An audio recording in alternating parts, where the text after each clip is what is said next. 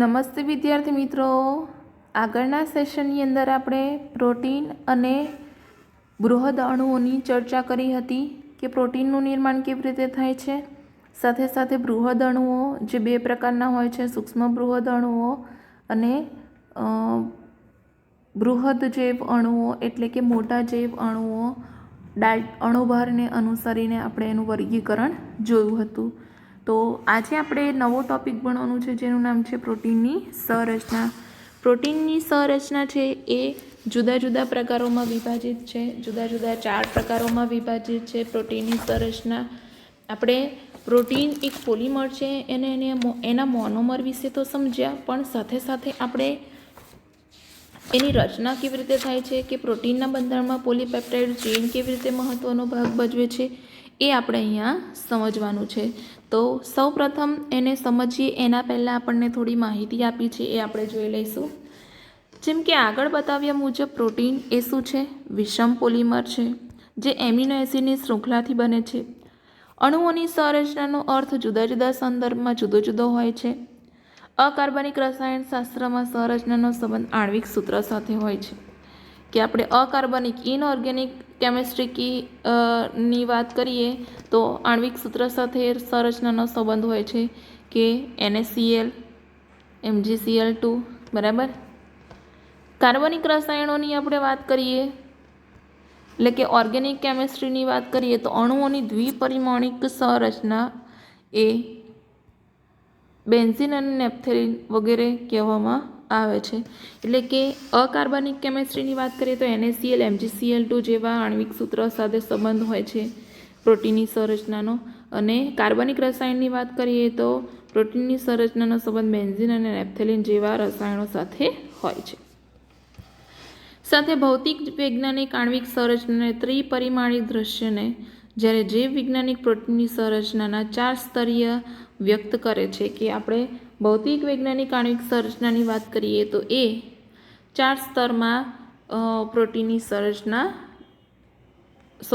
જીવ વિજ્ઞાનની દ્રષ્ટિએ આપણે જોઈએ તો પ્રોટીનની સંરચના 4 સ્તરીય વ્યક્ત કરે છે. કઈ 4 સ્તરી? તો પહેલું આવશે પ્રાથમિક સંરચના. હવે પ્રાથમિક સંરચનાની વાત કરીએ તો પ્રાથમિક સંરચનાની અંદર કઈ બાબતનો ઉલ્લેખ કરવામાં આવે છે? તો કે પ્રાથમિક સંરચનાની અંદર એમિનો એસિડનો ક્રમ દર્શાવવામાં આવે છે. પ્રાથમિક સંરચનામાં શું દર્શાવવામાં આવે છે? એમિનો એસિડનો ક્રમ. સાથે સાથે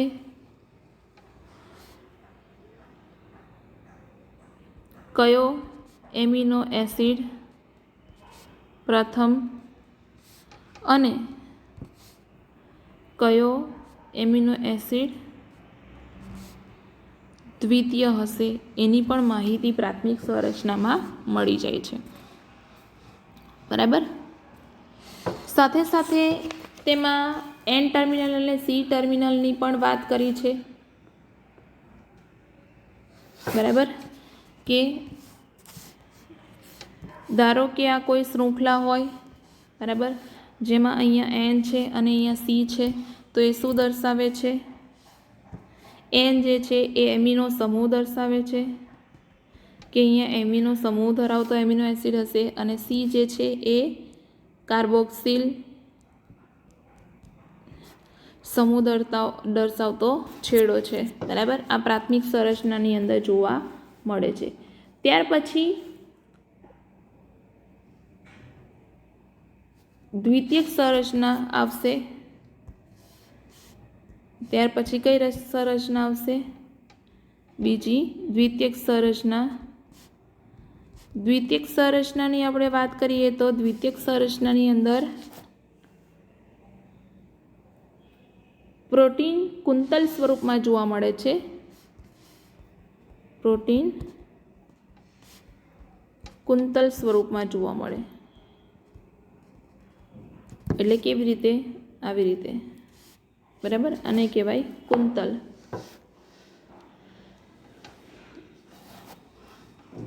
અને પોલા દડાની શું કહેવાય તંતુ સ્વરૂપમાં વીંટળાયેલી કુંતલ સ્વરૂપે નિસરણીની જેમ ગોઠવાયેલી સંરચના જોવા મળે.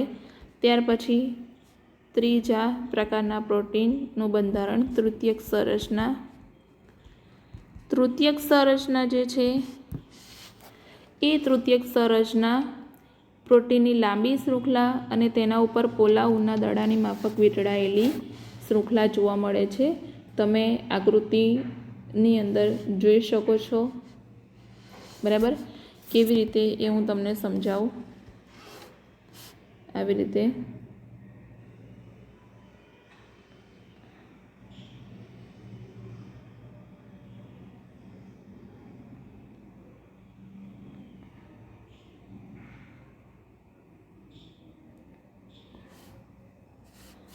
બરાબર. આ જે છે એ એન ટર્મિનલ છે, આ સી ટર્મિનલ છે. તો તમે જુઓ કે કેવી રીતે એની રચના આપેલી છે. બહુ કોમ્પ્લિકેટેડ છે, રાઈટ. અને બીજું કે જે તૃતીયક બંધારણ છે એ તૃતીયક બંધારણમાં એ પોતાના ત્રિપરિમાણ સ્વરૂપને રજૂ કરે છે. હવે કેટલા પ્રોટીન એક કે વધુ પોલીપેપ્ટાઇડ કે તેના પેટા એકમો ધરાવે છે એની નિર્માણ જે થાય છે એ ચતુર્થક બંધારણમાં થશે. તો ચોથું આવશે ચતુર્થક સંરચના. ચતુર્થક સંરચનાની અંદર શું હશે? એક કરતાં વધારે પોલીપેપ્ટાઇડ શૃંખલા.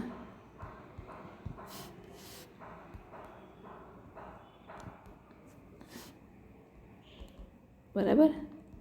ઉદાહરણ અહીંયા આપેલું છે હિમોગ્લોબિનની રચના, જેમાં 2 આલ્ફા શૃંખલા એન્ડ 2 બીટા શૃંખલા.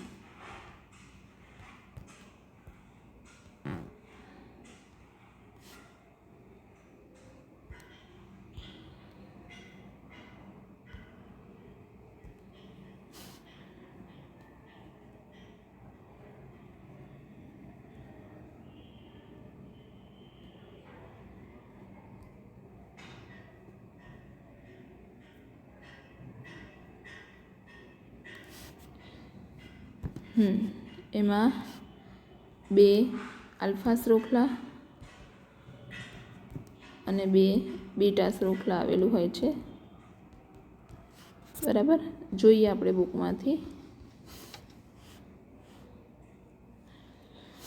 હવે જીવવિજ્ઞાનની દ્રષ્ટિએ પ્રોટીનની સંરચના આ 4 સ્તરમાં વિભાજિત છે. કેવી રીતે એ આપણે જોઈએ. એમિનો એસિડનો ક્રમ એટલે કે પ્રોટીનમાં તેના સ્થાન વિશેની માહિતી. કયો પ્રથમ એમિનો એસિડ છે, કયો દ્વિતીય એમિનો એસિડ છે, તે પ્રોટીનની પ્રાથમિક રચના નક્કી કરે છે, જે તમે આકૃતિ 9.3માં સરળતાથી જોઈ શકશો. અહીંયા તમને આપેલું છે આ આકૃતિ કઈ છે 9.3. એની અંદર તમે જુઓ આ જે છે એ પ્રોટીનની શૃંખલા છે આખી. બરાબર. અને એ શૃંખલાનો જે આટલો વિસ્તાર છે એ ઝૂમ કરીને અહીંયા તમને આખો સમજાવેલો છે કે કયા કયા એમિનો એસિડ અહીંયા જોડાયેલા છે. તો આ એમિનો એસિડ સેરિન છે, આ સિસ્ટીન છે, આ ટાયરોસિન છે, આ ગ્લુટામિક એસિડ છે. બરાબર. કલ્પના કરો કે પ્રોટીન એક રેખા સ્વરૂપે છે. તો તેના ડાબા છેડા પર પ્રથમ એમિનો એસિડ અને જમણા છેડા પર અંતિમ એમિનો એસિડ જોવા મળે. પ્રથમ એમિનો એસિડના છેડાને શું કહેવામાં આવે છે? N terminal amino acid. જ્યારે અંતિમ એમિનો એસિડનો છેડો પ્રથમ એમિનો એસિડના છેડાને શું કહેવામાં આવે છે? N terminal. અને અંતિમ એમિનો એસિડના છેડાને સી ટર્મિનલ કહે છે.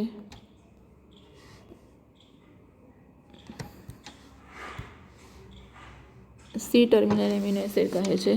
પ્રોટીન તંતુ ફેલાયેલ દ્રઢ દંડ જેવી રચના નથી હોતી, પરંતુ તેનો તંતુ કુંતલની જેમ વીંટળાયેલો હોય છે. વળેલો હોય છે. તેનો તંતુ કુંતલની જેમ વળેલો હોય છે, ફરતી રહેતી નિસરણીની માફક. અને વાસ્તવમાં પ્રોટીન તંતુ કેટલાક કુંતલ સ્વરૂપમાં ગોઠવાયેલા હોય છે. આમ પ્રોટીનમાં માત્ર જમણું ભ્રમણ કુંતલો જોવા મળે છે. એ જમણું ભ્રમણ એટલે શું? તો કે આમ જમણી બાજુ. એને કહેવાય જમણું ભ્રમણકુંતલ. તો અને અન્ય જગ્યાઓ પર પ્રોટીનનો તંતુ અન્ય સ્વરૂપમાં વીંટળાયેલો હોય છે, બરાબર. તો એને શું કહેવામાં આવે છે? દ્વિતીયક સંરચના. તે ઉપરાંત પ્રોટીનની લાંબી શૃંખલા તેના પર પોલા ઊનના દડાની માફક વીંટળાયેલી હોય છે, તો તેને તૃતીયક સંરચના કહે છે. તમે આકૃતિ 9.4a અને બીમાં જોઈ શકો છો કે તે પ્રોટીનનું ત્રિપરિમાણ સ્વરૂપ પ્રદર્શિત કરે છે. અને જે પ્રોટીનની જૈવિક પ્રક્રિયાઓ છે એ પ્રક્રિયાઓ તૃતીયક સંરચના પ્રોટીનની જૈવિક પ્રક્રિયાઓ માટે ચોક્કસ સ્વરૂપે આવશ્યક હોય છે.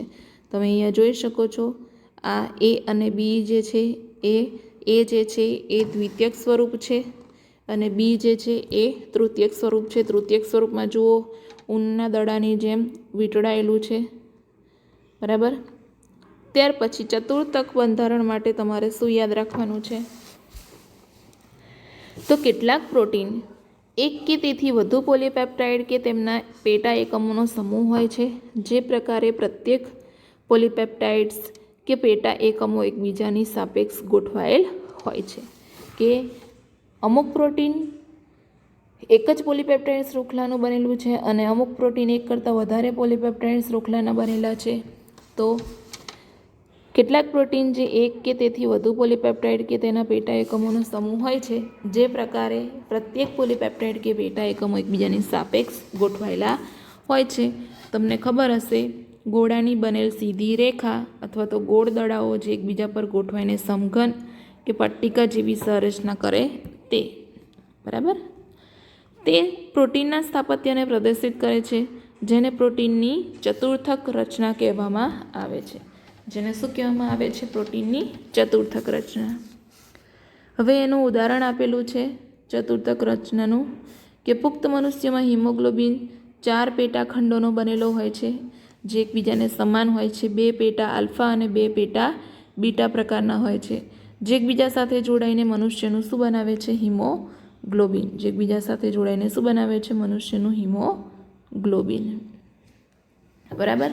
તમને આ બુકમાં નથી આપેલું પણ જૂની બુકની અંદર એ હિમોગ્લોબિનનો આકૃતિ આપેલી છે, તો તમે એને એ રીતે સમજી શકો છો. સમજ પડી? તો પ્રોટીનની સંરચના આવડશે. એકદમ સરળ છે પ્રોટીનની સંરચના.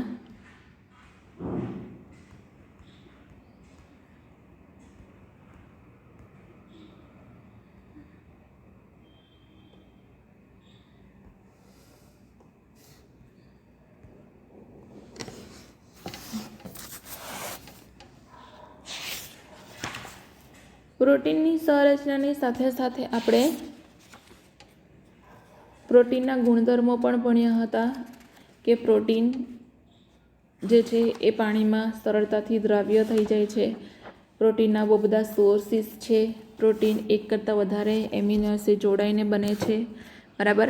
એક્ઝેક્ટલી આ પ્રોટીનનું સંશ્લેષણ, આ પ્રોટીનનું નિર્માણ કેવી રીતે થાય છે તે તમે 12મા ધોરણમાં 6ઠ્ઠા ચેપ્ટરમાં ભણશો.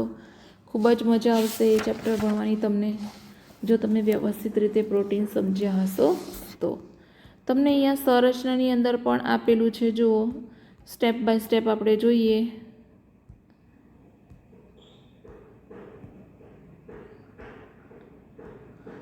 તો જો પ્રાથમિક બંધારણની વાત કરીએ તો આ જે રચના છે આવી રીતે, બરાબર. અહીંયા એન ટર્મિનલ, અહીંયા સી ટર્મિનલ, કે કયો એમિનો એસિડ કયા ક્રમમાં ગોઠવાયેલો હશે એ અહીંયા પ્રદર્શિત થાય છે, રાઈટ. ત્યાર પછી તમને આ જે કુંતલ જેવી રચના, ત્યાર પછી તમને જે આ કુંતલ જેવી રચના આપેલી છે, બરાબર. એ રચનામાંથી થોડો જે ભાગ છે એને ઝૂમ કરીને અહીંયા દર્શાવ્યો છે, જેમાં બધા એમિનો એસિડ છે 1, 2, 3, 4, બરાબર. આ 4 એમિનો એસિડ છે. એ 4 એમિનો એસિડમાં તમે અહીંયા જોઈ શકો છો કે 4 એમિનો એસિડમાં અહીંયા NH સમૂહ છે અને અહીંયા CO સમૂહ છે. તો NH સમૂહ એટલે N ટર્મિનલ અને C સમૂહ એટલે C ટર્મિનલ છે, બરાબર. ત્યાર પછી આપણે વાત કરીએ તો પ્રોટીનની દ્વિતીયક રચનાની, તો દ્વિતીયક રચના એ જમણી બાજુ જ હંમેશા વમળો કુંતલ આકાર નિસરણીની જેમ રચના એની જોવા મળે છે. અને તૃતીયક બંધારણની આપણે વાત કરીએ તો તૃતીયક બંધારણમાં તો ઊનના ગોળાની જેમ કોમ્પ્લિકેટેડ તમને અહીંયા આપેલું છે, રાઈટ, રચના જે ત્રિપરિમાણીય સ્વરૂપ રજૂ કરે છે. અને ચતુર્થક બંધારણની વાત કરીએ તો ચતુર્થક બંધારણમાં સિમ્પલી તમે જુઓ તો સિમ્પલ વસ્તુની આપણે વાત કરીએ તો સિમ્પલ અહીંયા ધારો કે કોઈ બી રીતે આ 1 અને આ 2, ધારો કે આ બંને શૃંખલા કઈ છે? આલ્ફા શૃંખલા, બરાબર. એવી જ રીતે આ એક શૃંખલા અને આ એક શૃંખલા.